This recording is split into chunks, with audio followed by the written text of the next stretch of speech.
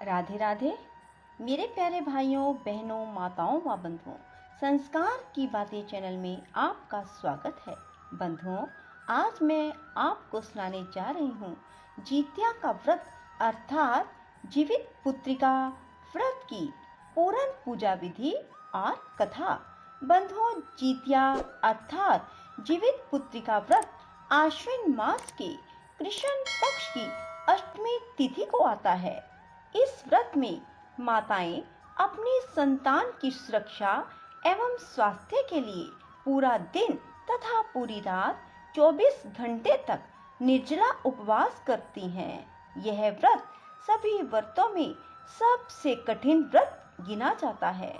बंधुओं, यह व्रत सप्तमी से शुरू होकर नौमी तिथि तक चलता है। यह व्रत सूर्य छठ के महापर्व की तरह 3 दिन तक मनाया जाता है। यह व्रत आश्विन माह की कृष्ण पक्ष की सप्तमी से नौमी तक चलता है। सप्तमी का दिन नहाए खाए के रूप में मनाया जाता है।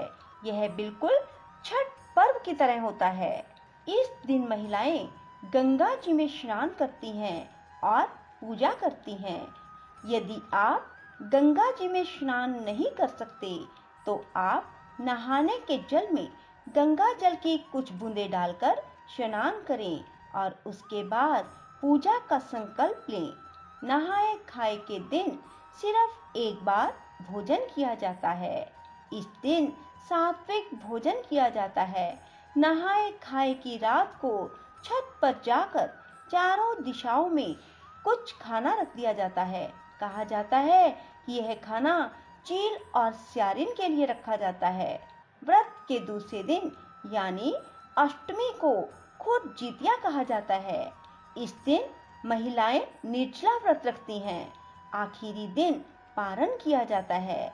जितिया के पारण के नियम अलग अलग शहरों में अलग अलग हैं। पूजा करने के बाद व्रत कथा अवश्य सुने। जितिया अर्थात जीवित पुत्रिका व्रत की कथा। कृष्ण भगवान की जय हो।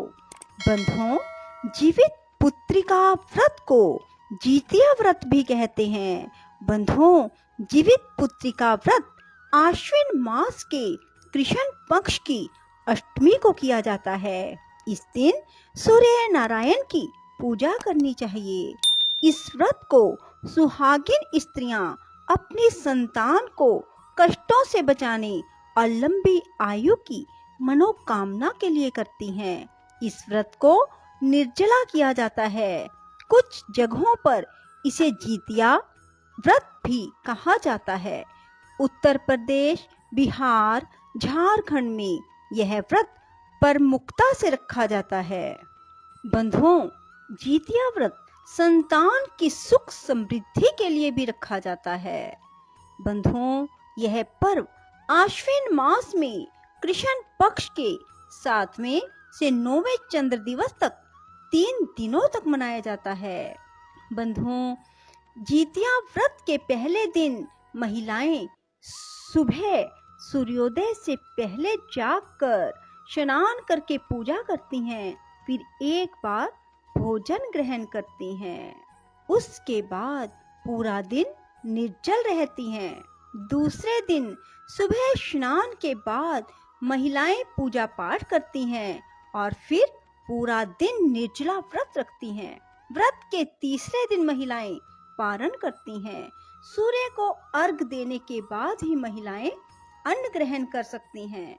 मुख्य रूप से पर्व के तीसरे दिन झोर, भात, मरवा की रोटी, नोनी का साग खाया जाता है। अष्टमी को प्रदोष काल में महिलाएं जीमूत वाहन की पूजा भी करती हैं। जीमूत वाहन की कुशा से निर्मित प्रतिमा को धूप, दीप, अक्षत, पुष्प, फल आदि अर्पित करके फिर पूजा की जाती है। इसके साथ ही मिट्टी और गाय के गोबर से सियारिन और चील की प्रतिमा बनाई जाती है। प्रतिमा बन जाने के बाद उसके माथे पर लाल सिंदूर का टीका लगाया जाता है। पूजन समाप्त होने के बाद जीवित पुत्रिका व्रत की कथा सुननी चाहिए। इस व्रत को करने से संतान की उम्र लंबी होती है यह माता पिता ही नहीं बल्कि पूरे कुल का नाम रोशन करता है। बंधुओं, जीवित पुत्रिका के व्रत के करने से जिनके पुत्र तो होते हों परंतु जीवित ना रहते हों, जीवित रहने लगते हैं, साथ ही मृत वत्सा दोष दूर हो जाता है। एक समय की बात है जब भगवान कृष्ण द्वारिकापुरी में निवास करते थे। उस समय एक ब्राह्मण भी द्वारिका में रहता था। उसके 7 पुत्र काल के गाल में बचपन में ही जा चुके थे। इस दशा को देखकर वह ब्राह्मण बहुत दुखी था। एक दिन भगवान कृष्ण के पास गया और कहने लगा, भगवान, आपके राज्य में आपकी कृपा से मेरे 7 पुत्र हुए परंतु जीवित कोई न रहा, क्या कारण है? यदि आप अपने राज्य में दुखी देखना नहीं चाहते हो तो कोई उपाय बताइए। तब भगवान बोले, हे ब्राह्मण सुनो, इस बार तुम्हारे जो पुत्र होगा उसकी उम्र 3 वर्ष की है। उसकी उम्र बढ़ाने के लिए तुम भगवान सूर्य नारायण की पूजा होने वाले पुत्र जीवी व्रत को धारण करो, तुम्हारे पुत्र की आयु बढ़ेगी। ब्राह्मण ने वैसा ही किया। जब वह सपरिवार हाथ जोड़ और खड़े होकर इस प्रकार विनती कर ही रहा था, सूर्य देव विनती सुनो, पाऊं दुख अपार, उम्र बढ़ाओ पुत्र की, कहता बारंबार। इतना सुनते ही सूर्य का रथ वहीं रुक गया। ब्राह्मण की विनती से प्रसन्न होकर सूर्य ने अपने गले से एक माला ब्राह्मण पुत्र के गले में डाल दी और आगे चले गए। थोड़ी ही देर में यमराज उस ब्राह्मण के पुत्र के प्राण लेने के लिए आया। यमराज को देखकर ब्राह्मण और ब्राह्मणी कृष्ण जी को झूठा कहने लगे। भगवान कृष्ण अपना अनादर जानकर तुरंत सुदर्शन चक्र लेकर आ गए और बोले, इस माला को यमराज के ऊपर डाल दो। इतना कहते ही ब्राह्मण उस माला को उठाने लगा कि यमराज डर कर भाग गए, परंतु वहां यमराज की छाया खड़ी रही। उस फूल की माला को छाया के ऊपर फेंक दी, जिसके फलस्वरूप वह छाया शनि के रूप में आकर भगवान कृष्ण की प्रार्थना करने लगी। भगवान कृष्ण को शनि के ऊपर दया आ गई और पीपल के वृक्ष पर रहने के लिए कहा। तब से शनि की छाया पीपल के वृक्ष पर निवास करने लगी। इस प्रकार भगवान श्री कृष्ण ने उस ब्राह्मण के पुत्र की उम्र बढ़ा दी। इसलिए हे भगवान, जिस तरह उस ब्राह्मण के लड़के की उम्र बढ़ाई, उसी तरह सबकी उम्र बढ़ाना। बंधुओं, जीतिया व्रत की आपको मैं एक और कथा सुना रही हूँ। एक बार गरुड़ और एक मादा लोमड़ी नर्मदा नदी के पास एक हिमालय के जंगल में रहते थे। दोनों ने कुछ महिलाओं को पूजा करते और उपवास करते देखा और खुद भी इसे देखने की कामना की। उनके उपवास के दौरान लोमड़ी भूख के कारण बेहोश हो गई और चुपके से भोजन किया। दूसरी ओर चील ने पूरे समर्पण के साथ व्रत किया और उसे पूरा किया।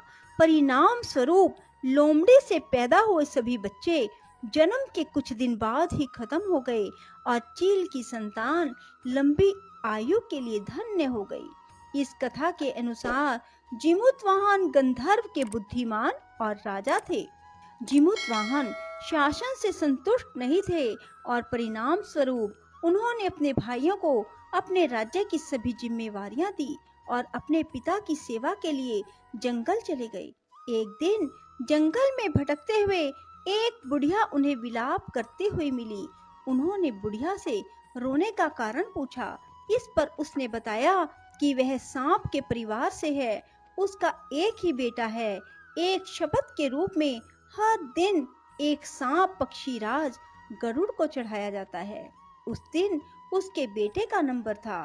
उसकी समस्या सुनने के बाद जिमुतवाहन ने उन्हें आश्वासन दिया कि वह उनके बेटे को जीवित वापस लेकर आएंगे। तब वह खुद गरुड़ का चारा बनने का विचार कर चट्टान पर लेट जाते हैं। तब गरुड़ आता है और अपनी अंगुलियों से लाल कपड़े से ढके हुए जिमुतवाहन को पकड़कर चट्टान पर चढ़ जाता है। उसे हैरानी होती है कि जिसे उसने पकड़ा है वह कोई प्रतिक्रिया क्यों नहीं दे रहा। तब वह जिमुतवाहन से उसके बारे में पूछता है, तब गरुड़ जीमूत वाहन की वीरता और परोपकार से प्रसन्न होकर सांपों से कोई बलिदान नहीं लेने का वादा करता है। मान्यता है कि तभी से ही संतान की लंबी उम्र और कल्याण के लिए जीवित पुत्री का व्रत अर्थात जीतिया व्रत मनाया जाता है। बंधुओं, जीवित पुत्रिका से संबंधित एक और कथा मैं आपको सुनाने जा रही हूँ। महाभारत युद्ध में पिता की मृत्यु के बाद अश्वत्थामा बहुत क्रोधित था। वह पिता की मृत्यु का बदला लेने के लिए पांडवों के शिविर में गया और उसने 5 लोगों की हत्या कर दी। उसे लगा कि उसने पांडवों को मार दिया, लेकिन पांडव जिंदा थे। जब पांडव उसके सामने आए तो उसे पता लगा कि वह द्रौपदी के 5 पुत्रों को मार आया है। यह सब देखकर अर्जुन ने क्रोध में अश्वत्थामा को बंदी बनाकर दिव्य मणि को छीन लिया। अश्वत्थामा ने इस बात का बदला लेने के लिए अभिमन्यु की पत्नी उत्तरा के गर्भ में पल रही संतान को मारने की योजना बनाई। उसने गर्भ में पल रहे बच्चे को मारने के लिए ब्रह्म अस्त्र चलाया, जिससे उत्तरा का गर्भ नष्ट हो गया। लेकिन उस बच्चे का जन्म लेना बहुत जरूरी था, इसलिए भगवान कृष्ण ने उत्तरा की अजन्मे संतान को गर्भ में ही फिर से जीवित कर दिया। गर्भ से मरकर जीवित होने की वजह से इस तरह उत्तरा के पुत्र का नाम जीवित पुत्रिका पड़ गया और तब से ही संतान की लंबी आयु के लिए जीतिया अर्थात जीवित पुत्रिका व्रत को किया जाता है। राधे राधे, जय श्री कृष्णा। बंधुओं, यदि आपको हमारी वीडियो पसंद आए तो इसे लाइक करें और शेयर भी जरूर करें। धन्यवाद।